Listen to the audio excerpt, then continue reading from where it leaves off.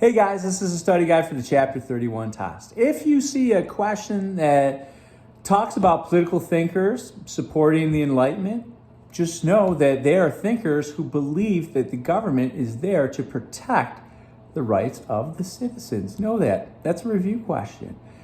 Another question. In Japanese history, what was the big impact of the Meiji Restoration? Well, in Japan, when Emperor Meiji decided to modernize and industrialize Japan, it became known as the Meiji era, the Meiji Restoration, and it catapulted Japan to a world power. One impact of the French Revolution was political power is going to shift to the bourgeoisie. Another thing to know is Karl Marx and Frederick Engels, they wrote the Communist Manifesto, and they wanted the masses of workers to unite and overthrow the capitalists. Also for the test, the 17th century idea of absolutism and the 20th century idea of totalitarianism, they're similar because dissenters and dangerous thinkers should be punished. All control was going to the government. Laissez-faire, it's an economic policy that's characterized by little government involvement in business and financial matters.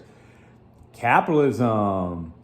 Another thing to note, Germany under Adolf Hitler and the Soviet Union under Joseph Stalin, they were similar because the government controls the media. The government controls everything. It was the government running things. Other things, a major result of World War I, the Treaty of Versailles created a horrible situation which is going to result into World War II and economic problems in Europe. Now, before World War II, Great Britain adopted a policy of appeasement in order to avoid war with Germany and Hitler, and appeasement failed. Other things to know, France under Napoleon's rule and Germany under Hitler's rule. They were both similar because authoritarian leaders took control and made all the decisions for those countries and ruled with an iron fist. A statement that best illustrates a nation's attempt to maintain a policy of isolationism. That means the nation did not want to get involved in other countries' affairs. It would be a rejection of the Treaty of Versailles by the United States, and the United States wanted to remain free of all European problems, an isolationist policy. During the 1930s, the Nazi National Social Party received support from the German people because it promised to bring Germany back to greatness, improve the economic conditions in Germany. That's why so many people listen to Hitler.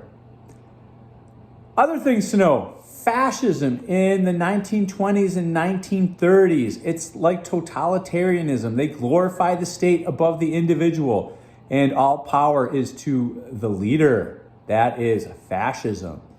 Another thing to know, the Nazis in Germany, the fascists in Italy, and the communists in Russia, they were all similar because they established totalitarian governments with total control over their people. If you read a bunch of things from speakers, take a look. The Munich Pact saves Czechoslovakia from destruction and European Armageddon. This is an example of appeasement which failed. The Munich Pact and Munich Conference failed. It just emboldened Hitler. And he then takes over and invades Poland, starting World War II. Stalin's forced collectivizations of the Ukraine in the 1930s resulted in a famine and the death of millions in the Ukraine. You may see a chart with collectivization, 5-year plans, purges, and restrictions of the free press. Know that all these, basically, they talk about the distribution of power in like Soviet Russia with Stalin. A goal of the Japanese invasion of Manchuria and the Sino-Japanese War was to acquire industrial resources for the Empire of Japan, taking over more land. You may see headlines, the Sino-Japanese War, the Russo-Japanese War, and the annex of Korea. This all showed Japan's imperialistic mentality and their desire to take over their neighbors. You may read a passage from the New York Times, and this passage, the German people basically The German people were never more upset when they stood by and watched what was done. The German people should resist foreign invaders. And the big thing is it's going to condemn the violent acts of Kristallnacht. This passage is basically saying, a lot of the people stood by and let Kristallnacht happen and blamed it on foreigners. All right, that the Germans should have, stood up for good. So they're going to condemn the violent acts of Kristallnacht. Okay, watch this as many times as you want. Take the practice test, take the real test. Good luck.